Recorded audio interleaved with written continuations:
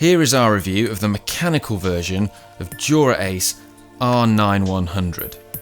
Now the first and most striking thing about Dura-Ace 9100 is without question the visual aesthetic. Gone are the flowing shapes with a two-tone silver and black finish that adorned Dura-Ace 9000, and in its place is a stealthy metallic black finish that subtly fades to grey.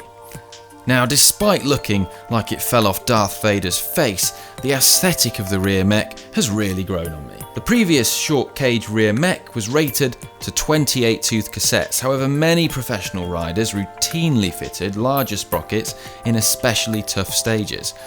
To this end, the new rear mech is now rated up to 30 tooth sprockets, which after extensive consultation, Shimano insisted is what the pros want and need.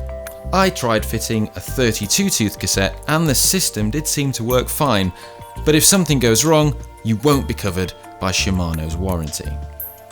With regards to engineering, the new rear mech is probably best described as a short-caged version of the mountain bike-specific XTR rear derailleur, with a linkage system that connects the unit to the hanger. This system helps provide a more consistent gap between the upper jockey wheel and the cassette sprockets across the whole gear range, irrespective of which front chainring is used.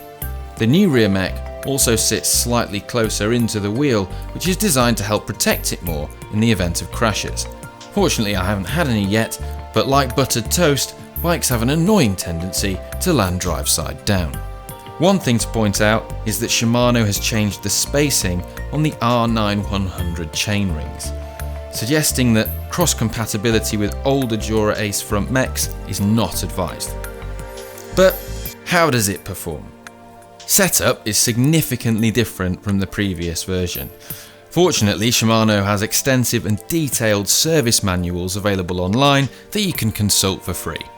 I must stress that if you're going to adjust or install your new group set, then follow these manuals to the letter. The tolerances and level of precision are like a Swiss watch, impressively high, meaning that winging it is unlikely to result in optimal performance.